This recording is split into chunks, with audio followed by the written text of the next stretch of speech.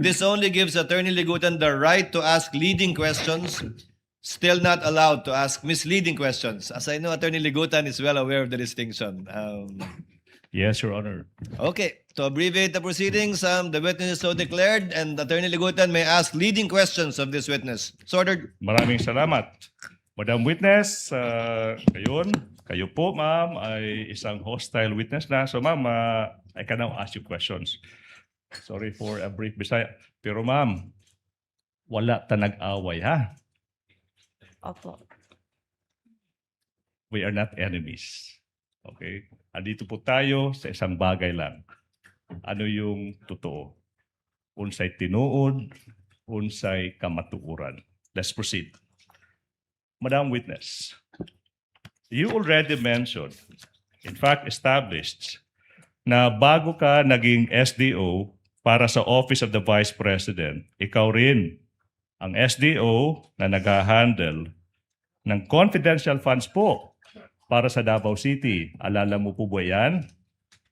Your Honor, That's preliminary, Your Honor.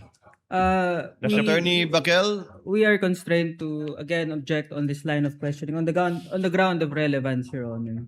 Considering that confidential funds of Davao City are not mentioned or even alleged in the articles of impeachment, Your Honor. Nowhere in the articles of impeachment does it state that the confidential funds pertaining to Davao City are at issue in this case, Your Honor. Can I respond to that, Your Honor, please? If the chair already made a ruling in regard to that, Attorney Bakel.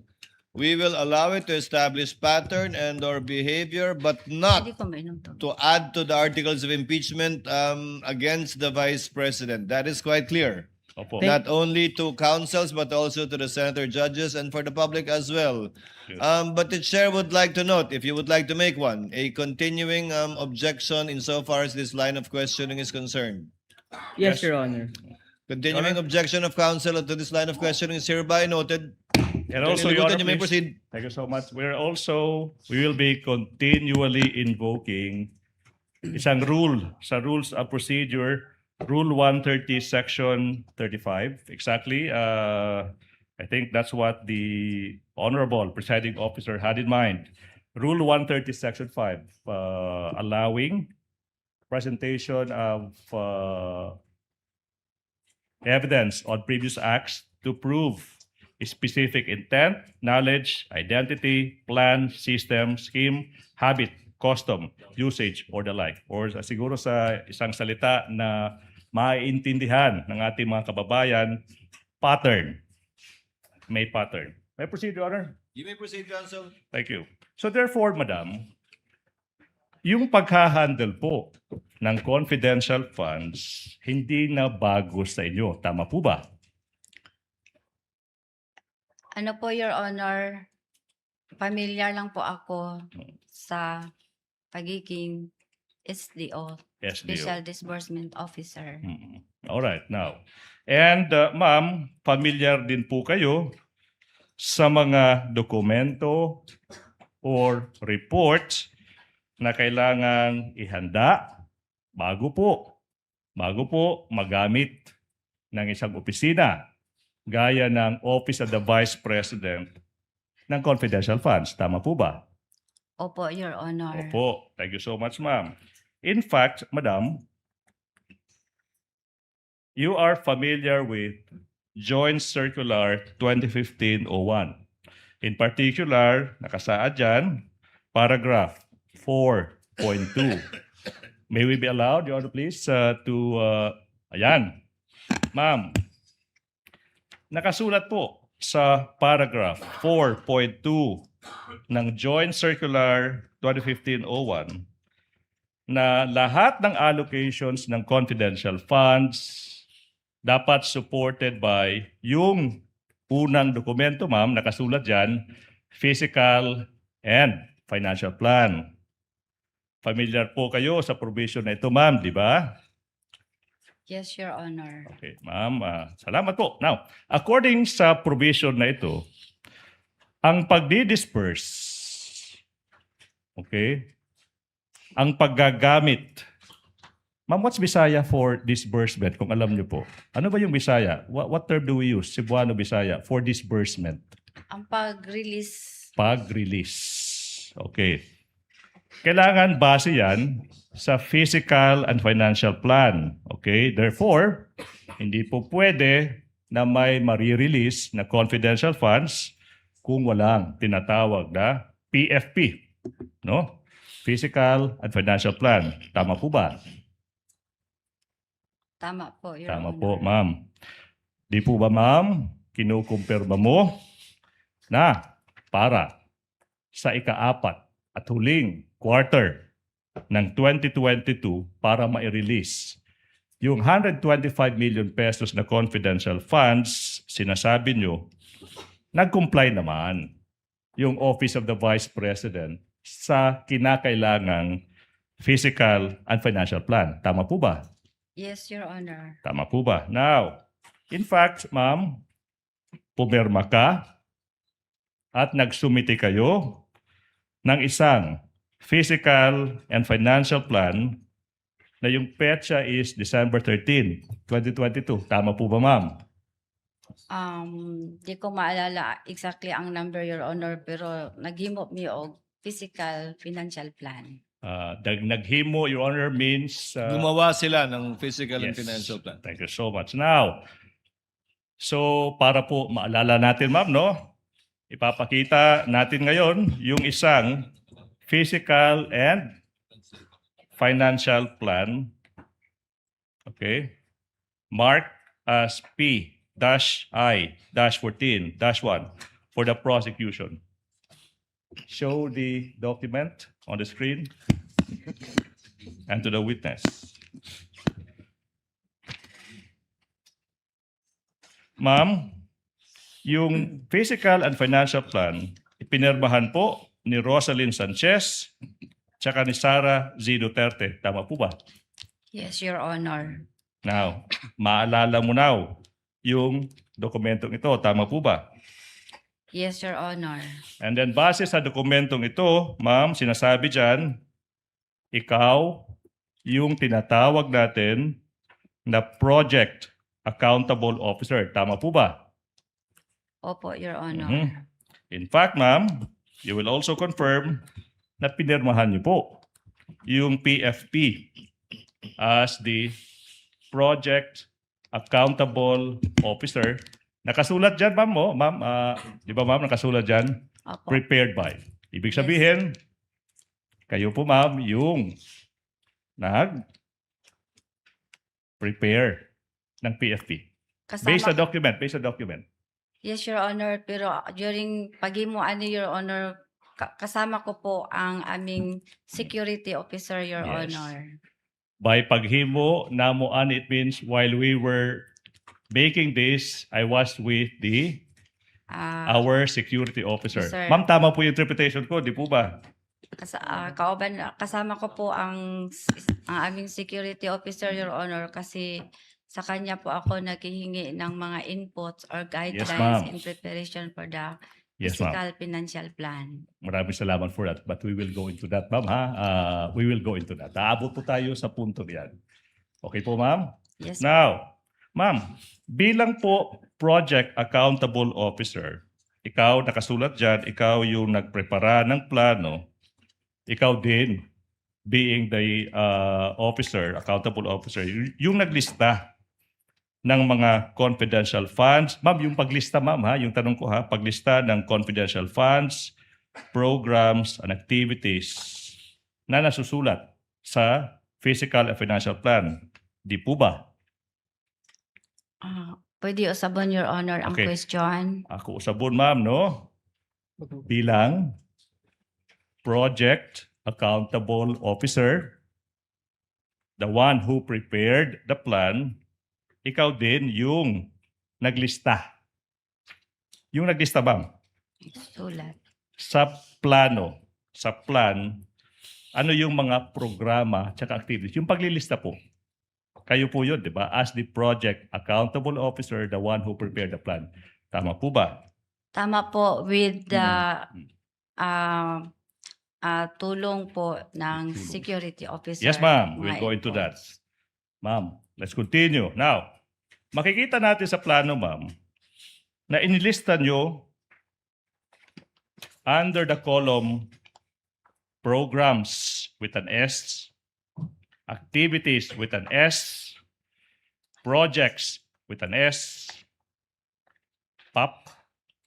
Ma'am, ano yung nakasulat dyan? Ano yung programa sa mga programs, activities, projects? Anong programa yung sinulat nyo dyan? Good governance program. Sorry, Your Honor, dili kayo ko, sorry. Can the Yes. Dili prosecution kayo be ko confronted to kabasa, Your document? Honor, kay gagmay kaayo ang litra. Okay, ma'am. This is what we'll do. The witness said hindi niya kayang basahin dahil maliit yung mga letra. Yeah. Okay. So, you can peruse the document even without. Okay? Okay, kani. O pwede ba, ma'am? Okay. Diyan, ma'am, di ba? Good. Attorney Go Legutan, governance if you're program. approaching the witness, kindly bring the mic para hindi mahirapan yung ating gumagawa ng TSN. Alright. Now, ma'am.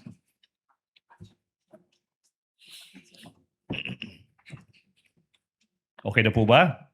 Okay po, Your Ma'am, Honor. now, yung tanong is, ano ba itong good governance program na ito? What is this all about? Ito po yung mga programa ng ang opisina ng Office of the Vice President na nakalista na po sa buong taon. Mm-mm. Halimbawa po, yung libreng sakay, yung plant at risk millionaires, 4 million, kalimutan ko sir. Okay. Libreng sakay, yung financial medical assistance po, Your Honor. Okay. So, ma'am, yun yung mga sinasabi mong mga programa now under this program. Yun yung sinasabi mo, di ba? Ma'am, sino po yung nag-conceptualize? Sino pong bumuo o nag-isip ng programang ito?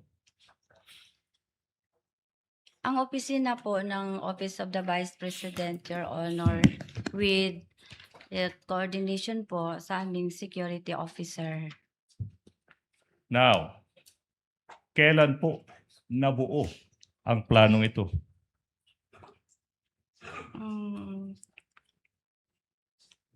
Sa security officer naman, yung nag-conceptualize, di po ba? Na mga planong ito. Repeat, Your Honor, sa question. Sino yung kailan na-conceptual? Ito yung tanong. Kailan nabuo o napag-isipan o na-conceptualize itong good governance program? Kailan? Sa pag ano na, Your Honor, pag-request na ni Ma'am BP ng confidential funds. Mhm. When the Vice President requested for confidential funds. Ma'am, may mga pag-aaral ba o pagsasaliksik na ginawa ang inyong opisina to come up with the program? Wala akong personal knowledge sa ana, Your Honor. Wala kang personal knowledge. May proseso ba o criteria na ginamit to select of all programs, good governance programs? Wala po. Wala ko kabalo, Your Honor. By walay kabalo, it means wala po akong personal knowledge. Wala po akong alam. Ma'am.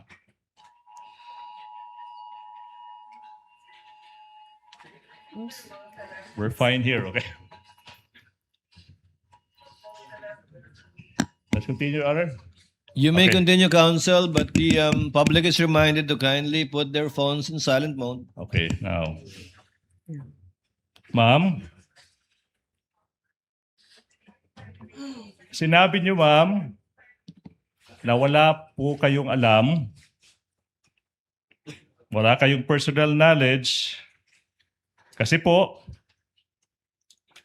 hindi naman po ikaw yung nag-identify ng mga programa tsaka mga activities na nakasulat sa 2022 Physical and Financial Plan. Tama po ba? Tama po, Your Honor. Tama, Your Honor. In fact, ma'am, you will admit, confirm, na noong November 25, 2024, yung pagdinig ng Committee on Good Governance and Accountability, you merely ask a security officer, Colonel Lachica, what to state in the physical and financial plan as confidential activities in relation sa paggamit ng Office of the Vice President ng confidential funds. To aid your memory, Your Honor, please, we are showing on the screen, a portion of the transcript of the Committee on Good Government and Accountability hearing, November 25, 2024, where sinasabi ng witness that all information that will be reflected in the physical and financial plan of the Office of the Vice President, which she prepared, galing lang sa isang security officer, si Colonel Lachica. Siya po ang nagbigay sa akin ng inputs, Your Honor, o mga guidelines po, Your Honor, kung ano po ang mga activities in relation po sa pag-conduct po ng confidential operations Okay. or activities. Salamat, ma'am. Ma'am, who is this Colonel Lachica? Si Colonel Lachica po ay siya po ang commanding officer ng aming BPS-PG at siya din ang aming security officer ng Office of the Vice President. Si Colonel Lachica, yung full name niya po ay si Colonel Raymond Dante Lachica. Tama po ba? Muna iyang full name, Your Honor. Yun yung full name niya. Now, thank you so much. Daghang salamat, ma'am. Now, hindi po ba na aside po na si Lachica, Colonel Lachica yung magsasabi sa iyo ano yung isusulat sa plan, hindi po ba na the same Colonel Lachica yung nagbibigay sa iyo ng mga listahan ng object of expenditures where the confidential funds will be used? Ma'am, before you answer that, to remind you, eto naman, page 126 po ng transcript of the CGGPA hearing dated November 25, 2024. Nakasaad dyan, inamin nyo, under oath, ma'am, na yung nagbibigay sa iyo ng listahan ng object of expenditures, paano gagamitin yung confidential funds, ikaw po yung nagprepara, pero si Colonel Lachica yung nagsasabi sa iyo sa mga listahan ng paggagamitan ng confidential funds. Based on that transcript. Tama po ba? Sorry, Your Honor, nalibog ko sa imong question. Mhm. Taas man kaayo. We have to clarify by nalibog, ibig sabihin, confused. Na-confuse. po. Now, ma'am, base po sa November 25, 2024 hearing, inamin niyo po na si Colonel Lachica yung nagbibigay sa iyo ng listahan ng object of expenditures for confidential funds. Tama po ba? Object of expenditures. Yes, Your Honor. Yes, Sa Your kanya Honor. galing. Nagagsalamat, ma'am. Ma'am, ito na yung tanong, ma'am. Isn't it po na yung paggagawa, pagpre-prepara ng plano, tsaka yung pagdidetalye ng objects of expenditures, hindi po ba trabaho nyo yun? Bilang, wait, not yet. Special Disbursing Officer, being the project accountable officer as indicated in the plan prepared by. Hindi po ba dapat kayo yun? Counsel for the respondent. We Attorney Bacal? respectfully object, Your Honor, on the Background? ground of being compound and argumentative, Your Honor. Objection is overruled. Witness may answer. Pakisagot po yung tanong, Ma'am Gina. Mm-mm. Your Honor, pwede po usbon ang iyang Yes, pangutana. Taas man good, Your Honor. Yes, ma'am. I will, ma'am. Para kay Gina Acosta, I will do that. Ma'am, Salamat. wise pa yan. Okay now. Hindi po ba na yung pagdadraft ng physical and financial plan, trabaho nyo bilang project accountable officer as indicated by the note prepared by in the plan. Di ba trabaho nyo dapat yan? Trabaho ko po yan with the inputs or guidelines sa aming security officer, Your Honor. Yes, ma'am. Ma'am, hindi po ba na yung paglilista ng expenditures, ma'am, sa planong iyan, as indicated by the note prepared by you being the project accountable officer, hindi po ba trabaho nyo rin po yan? Objection, Your Honor. Ask and answer. Wala, iba yun. Yung kanina was drafting, now is detailing of the list of expenditures. Two different things. Kindly address the court, counsel. Witness may answer. Ano po yun, sir? Okay. Ma'am, kanina sinabi mo yung pag-prepare para trabaho nyo with inputs ni Colonel Chica, yung tanong now is, yung paglilista, pagdidetalye ng expenditures, opo, di ba trabaho nyo rin po yan as SDO/Project Accountable Officer as indicated by the note prepared by? Ang pagsulat po ako, pero ang mga expenses po, kung unsa ang gamiton, kay security Chica. officer po. Kasi siya po ang mag-implement ng various confidential Mhm. operation activities. Kay siya Mhm. po ang eksperto dito sa ground, Your Honor. So therefore, ma'am, kayo po yung tagasulat sa lahat ng gustong ispasulat ni Colonel Chica. Tama po ba? Misleading, Your Nag-discuss Honor. po. Why? Misleading, counsel. The witness did not say that. She said she was getting inputs from Colonel Atchica. Your Honor, that's a follow-up question, Your Honor, please. That's a follow-up question. So I'm confirming with her that it was Colonel Chica who told her what to write, what to input. That's the question, Your Honor, please. On the basis of her previous answer, that it was with the inputs of Colonel Chica. So that's a question by itself, Your Honor, please. A follow-up question. Ma'am Gina, kayo po ang nagtatype dito sa form na to. Pag sinabing prepared by you, kayo po yung nagtype, nagsulat. Ako po ang nagsulat, Your Honor. Pero kinukuha niyo po yung sinusulat ninyo mula kay Colonel Latchika. Kumukuha po kayo ng input sa kanya kung anong itatype o isusulat niyo dyan. After we discuss po, Your Honor. Sige. Pagkatapos niyo mag-usap ni Colonel Latchika. Opo, Your Honor. Ibig sabihin po ba nun, pwede yung sabihin kay Colonel Latchika, mali yan. Hindi pwede yan. O Nagtanong, sinusunod niyo lang po lahat ng sinasabi niya? nangutana ako sa iya, Your Honor, kung unsa na, Your Honor, o nganong ka na ang gastuhon, Your Honor. Asa na, paunsa na siya paunsa na siya na related sa confidential, Your Honor. So tinatanong niyo lang po siya, ano yan, para saan yan, pasok ba yan sa confidential fund o hindi? At pag sumagot siya, isusulat niyo na po yan. Kung masatisfy ko po sa iyang i-explain sa ko, Your Honor. Pag na-kontento kayo sa paliwanag niya, ilalagay niyo pa. Yes, Your Honor. Okay. Okay. Thank Attorney you. Ligutan, your witness. Thank you so much.